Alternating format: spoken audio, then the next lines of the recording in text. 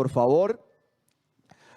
Bueno, en los anteriores jueves en los que yo he tenido la oportunidad de predicar, les había mencionado que es mi intención hablar de la carta del apóstol Pablo a los romanos.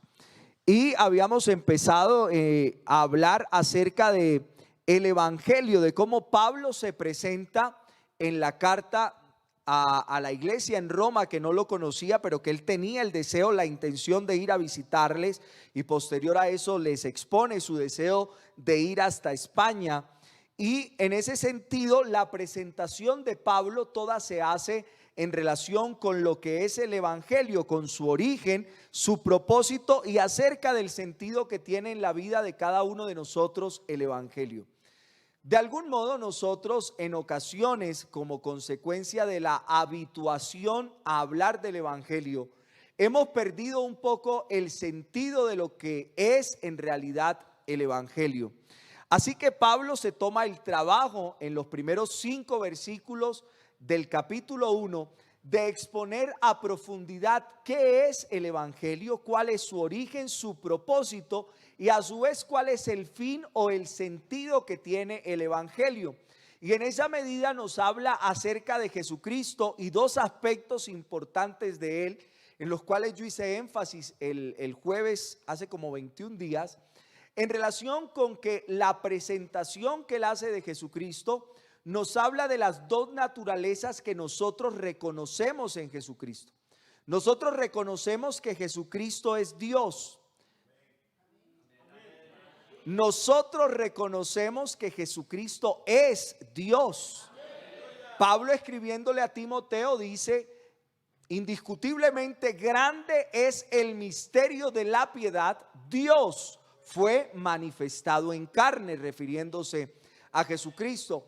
Pero también en ese sentido hablábamos de la humanidad de Jesús y cómo era del linaje de David, y hacíamos una conexión con lo que dice el evangelista Mateo en su capítulo 1, donde hace una descripción detallada de la genealogía de Jesucristo. Pues bueno, esa era como la introducción acerca de lo que significaba el saludo de Pablo a la iglesia en Roma. Solo era la presentación de él. Pero luego entramos a hablar acerca de lo que son los destinatarios de la carta del apóstol Pablo, que como sabemos es la iglesia en Roma. Y yo quisiera tomarme en esta noche el tiempo para hablar acerca de la iglesia en Roma.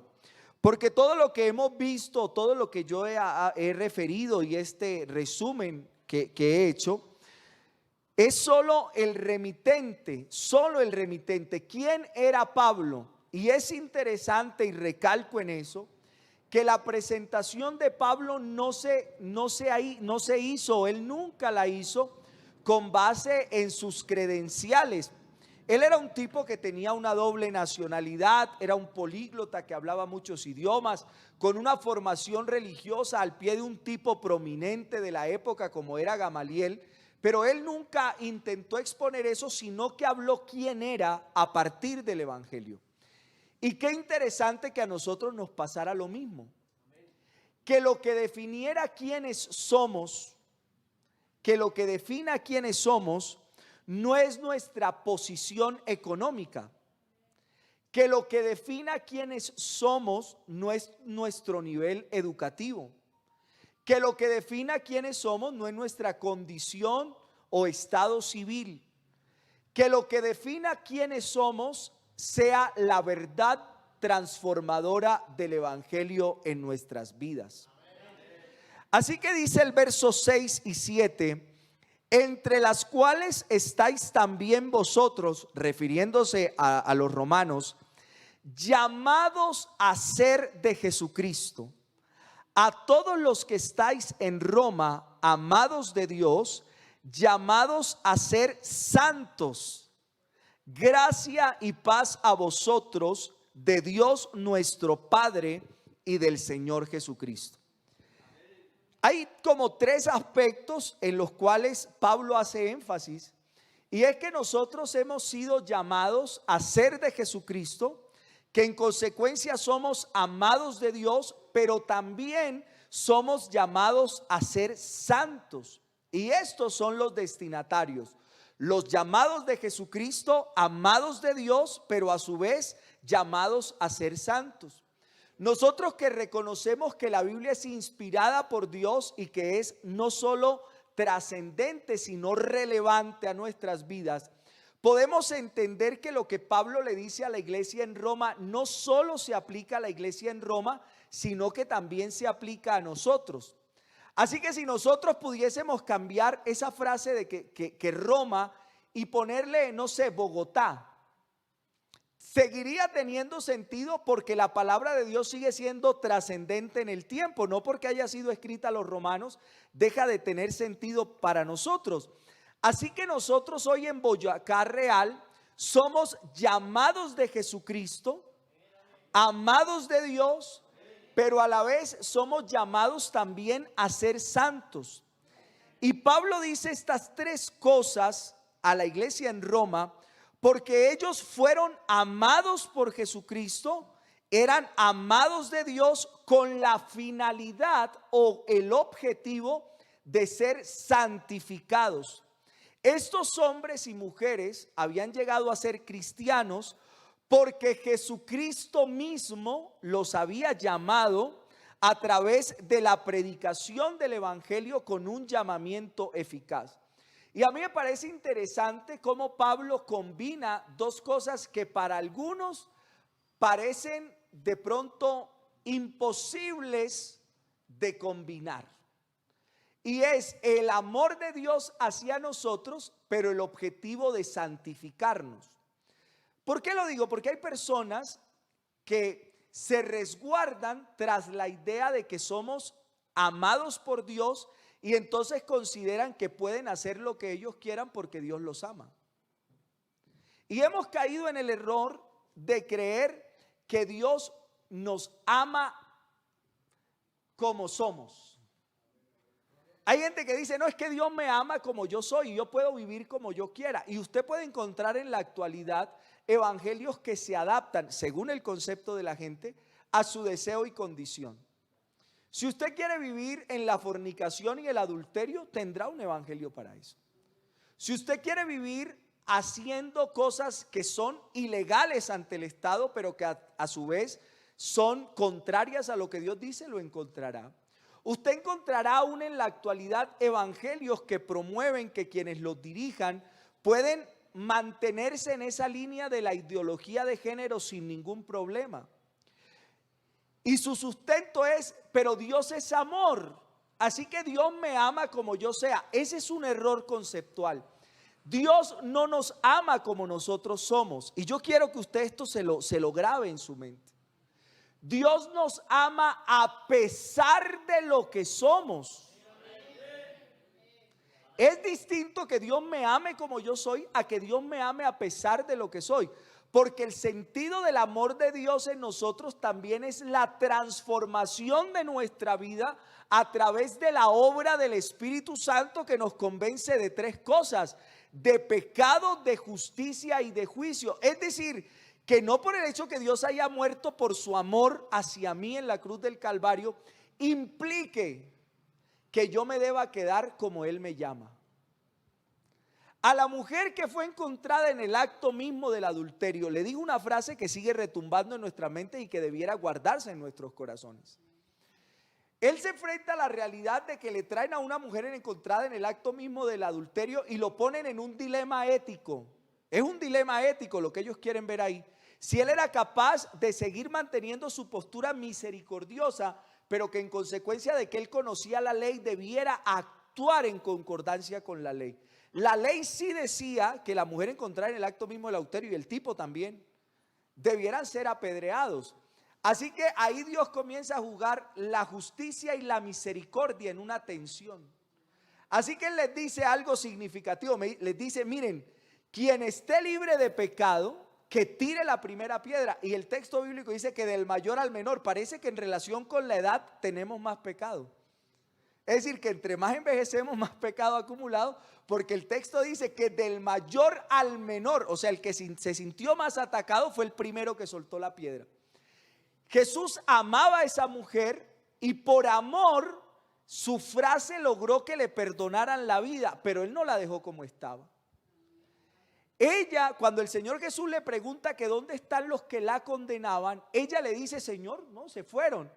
Entonces el Señor Jesús le dice: mira, ni yo te condeno, pero tienes que hacer algo, vete y no peques más. Así que cuando nosotros venimos a Jesucristo, a pesar de lo que somos, Jesucristo nos ama. Pero a partir del momento en el que nos encontramos con Él, comienza una obra transformadora en nuestras vidas.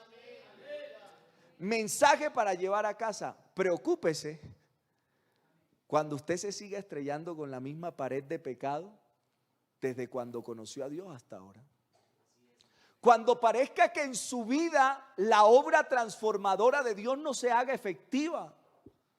Cuando parezca que vivimos en un estado de letargo, de enlentecimiento, en el cual nuestra vida no parece ir como la Biblia lo describe, que es como la luz de la aurora que va de aumento en aumento hasta que el día es perfecto, sino que parece ir en declive o en deterioro permanente.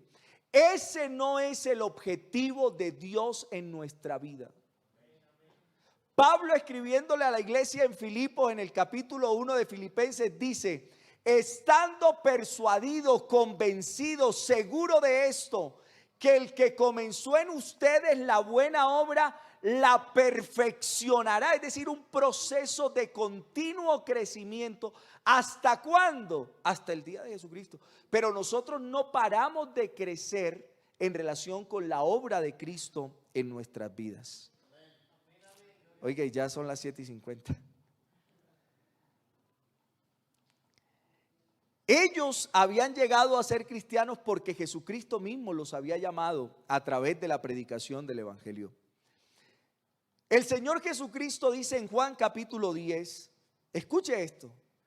El Señor Jesucristo dice en Juan capítulo 10 que sus ovejas escuchan su voz y por eso vienen a Él. Pero Pablo aclara en la carta a los Romanos que esa voz de Cristo no viene directamente desde el cielo, sino a través de la predicación del Evangelio. Romanos 10:14 dice: ¿cómo pues invocarán a aquel en el cual no han creído? ¿Y cómo creerán en aquel de quien no han oído? ¿Y cómo oirán sin haber quien les predique? Y entonces el verso 17 dice: así que la fe es por el oír, y el oír por la palabra de Dios. La fe que nosotros tenemos hacia lo que Dios ha hecho es la consecuencia de oír la voz de Dios a través de la predicación de su palabra. Por eso es tan importante lo que se hace acá cuando se predica la palabra de Dios. Por eso aquí lo importante es que prediquemos la palabra de Dios, no nuestras historias, no nuestros pareceres, sino la palabra de Dios. Y cuando se predica la palabra de Dios, sin importar el nivel académico de quien la predique, sin importar el porte, el tipo de vestimenta o el costo de la vestimenta que tenga, sin importar la palabra que utilice, la altisonancia de sus frases, aquí lo importante es que lo que se predique sea la palabra de Dios. Porque a través de la palabra de Dios genera en usted una fe bien direccionada, y en consecuencia de esa fe bien direccionada es que usted cree en la verdad del Evangelio y se convierte a través de eso en una oveja que es capaz de oír la voz de Dios. Mis ovejas oyen mi voz y yo las conozco. Fíjese lo que significa ser una oveja. A mí me parece interesante el hecho de que la Biblia utilice un símil como las ovejas para referirse a nosotros que somos parte del cuerpo de Cristo. Pudo haber utilizado algún otro animal, pero utilizó el de las ovejas, que tiene unas características, si me permite el término, yo no sé si se aplique, ¿no? Como neuroveterinaria, o sea, su cerebro es muy particular, el de las ovejas, y su sentido del oído también. Así que las ovejas tienen la habilidad, o ¿cómo decirlo? No sé si habilidad, de que su sentido del oído puede en ocasiones ser fácilmente desviado, pero las que son verdaderamente ovejas solo reconocerán la voz de su amo o de su pastor. Mis ovejas oyen mi voz y yo las conozco y me siguen y yo les doy vida eterna. Y fíjese a esto, cuando uno es una verdadera oveja, ¿qué le pasa? No perecerán jamás, ni nadie las arrebatará de mi mano.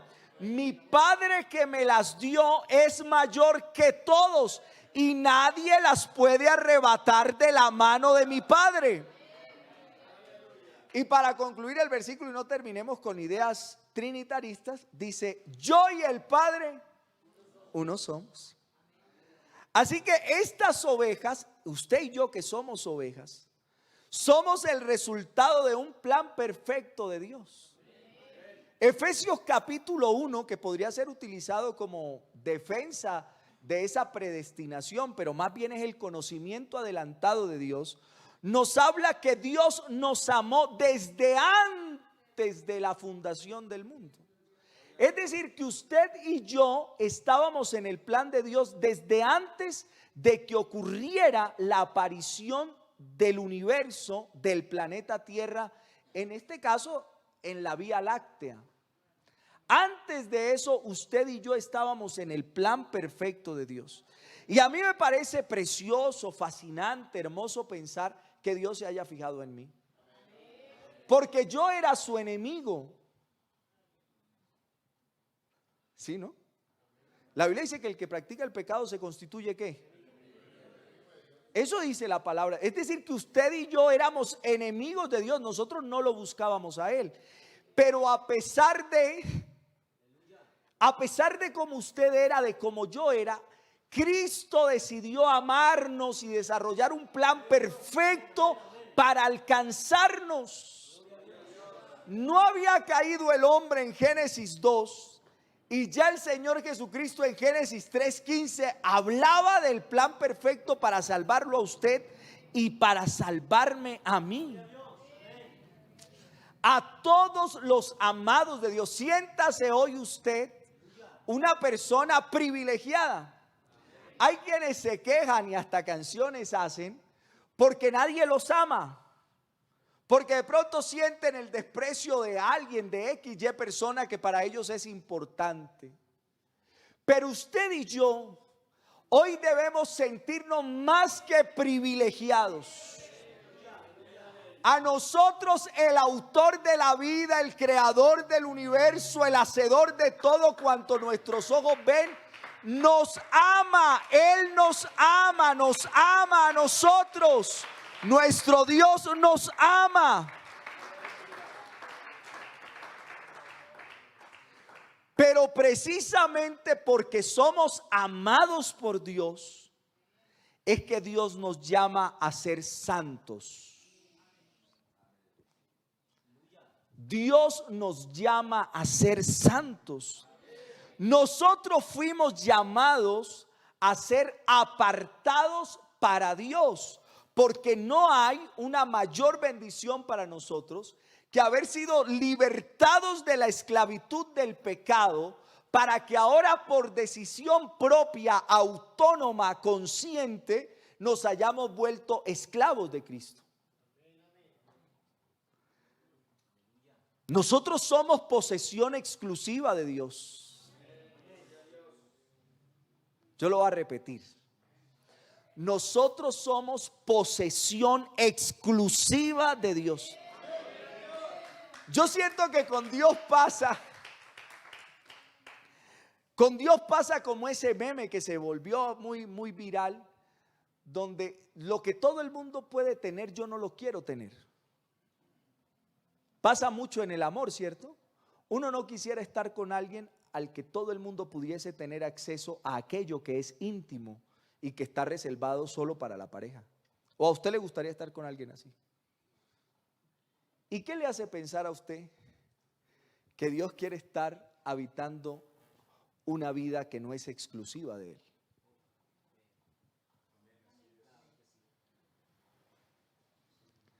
Hermano, yo deseo que Dios me permita ser claro hoy para decirle que la santificación es la evidencia de que somos amados por Dios. Porque los que somos llamados somos a su vez santificados, y los santificados son amados. Los que no pueden, porque la Biblia habla de que no es que no quieran, es que no pueden dar evidencia de su santificación, tampoco tienen evidencia del amor de Dios, porque Dios al que ama lo santifica. Esa es nuestra identidad. Nuestra identidad está dada por el Evangelio y es definida en función del Evangelio. Lo que te define no es el estatus social, te repito. No es la educación, no es el estado civil. Lo que te define es que tú eres un creyente de Jesucristo por encima de cualquier cosa. Tú eres cristiano por encima de cualquier cosa, en el lugar donde estés, en la circunstancia en la que estés. Tú eres un hijo de Jesucristo. Así que lo que define tus conductas es darle la preponderancia y el lugar a lo que Cristo es. Y cuando lleguemos a Romanos 12, si es que me quedo mucho tiempo, nuestro culto racional no es este que hacemos acá. Es tener la conciencia de que todo lo que yo hago adora a Dios. Entonces, cada aspecto, cada ámbito de mi vida se convierte en el verdadero culto que yo le rindo a Dios. Y por eso estamos de algún modo permeados por una forma de pensamiento que es la consecuencia natural de aquellos que se dicen ser cristianos pero no lo son, y le han generado una mala imagen a la gente de lo que Cristo es. Porque la gente le dice a uno: Darwin, pero bueno, ustedes son cristianos, pero yo conocía no sé quiéncito que decía que era cristiano pero tal cosa. Pero yo sé de tal pastor que era. Es decir, que hay vidas que suponen ser de Cristo, pero factiblemente el día que Cristo venga revelarán que nunca lo fueron. Así que más importante que parecer, más importante que suponer, aquí lo importante es que nosotros de verdad nos identifiquemos con lo que Cristo ha hecho por nosotros, porque Jesucristo nos ha llamado a ser santos. Él nos amó y nos escogió desde antes de la fundación del mundo para que nosotros fuéramos exclusivamente de Él, exclusivos.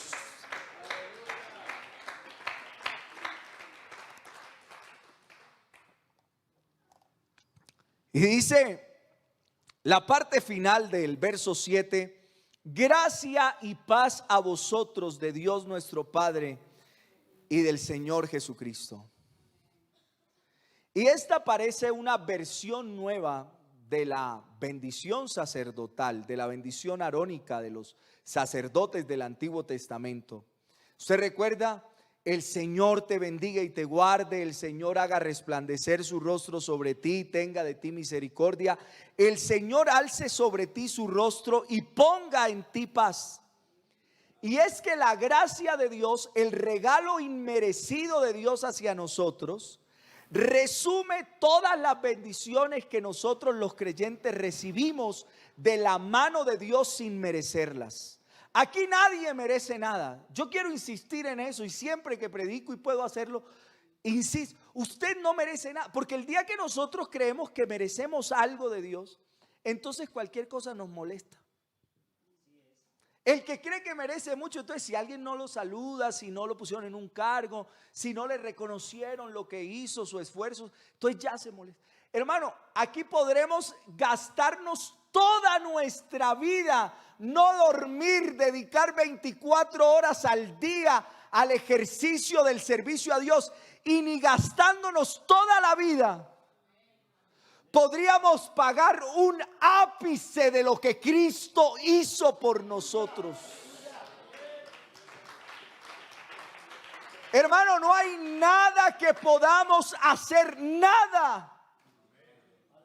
Hermano, no sienta usted que ha hecho mucho porque usted todavía no ha hecho nada. La Biblia dice que cuando hagamos lo que Cristo nos mandó a hacer, y yo estoy seguro que aquí nadie ha llegado al nivel que debiera, y cuando lleguemos, siervos inútiles somos. Esa es la definición sobre lo que usted hace. Pero a veces uno se encuentra con gente que cree que merece. No es que yo sí, hermano, lo que Cristo hizo por nosotros es impagable. Lo que Cristo hizo en la cruz del Calvario por nosotros no tiene un precio que nosotros podamos pagar. Así que mientras podamos desgastarnos haciendo la obra de Dios, sirviéndole a Dios, sintámonos las personas más dichosas del planeta, porque podemos servirle al autor de la vida.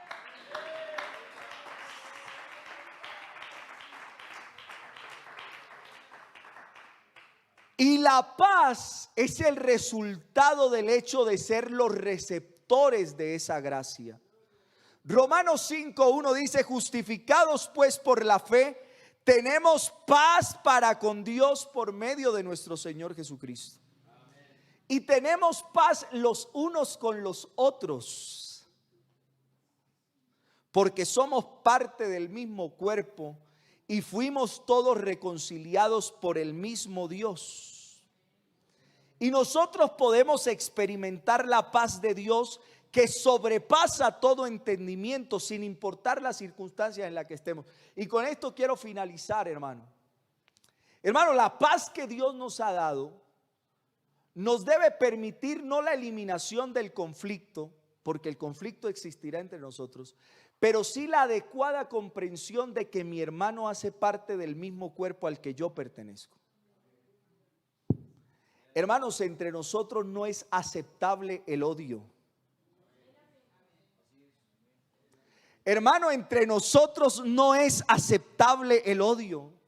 No es aceptable el rencor. No es aceptable la calumnia. No es aceptable la injuria. Dios guarde nuestro corazón, nuestra mente y nuestra boca para generar algún grado de discordia con el hermano que fue comprado con la misma sangre que usted fue comprado. Tenga cuidado. Hermano, tenga cuidado de usted ponerse en el lugar que describe el Salmo 1, que nosotros no somos. Nosotros no nos sentamos en la silla del escarnecedor. Pero hay personas entre nosotros que le dicen: yo no lo puedo ver. Es que yo lo saludo por decencia, pero yo. Oiga, hermano, parece que en su vida no ha ocurrido el milagro de la conversión. Parece que hay que volver, como dice Pablo, a los rudimentos, ¿no? Toca volver a hablar de esa leche materna, porque usted no tolera el alimento sólido. Qué bueno que en esta noche el concepto de santidad se vuelva real y práctico en nuestras vidas, hermano. Que trascienda el concepto teórico y se vuelva a la vida práctica. Que si hay algo que perdonarle al hermano, se lo perdonemos.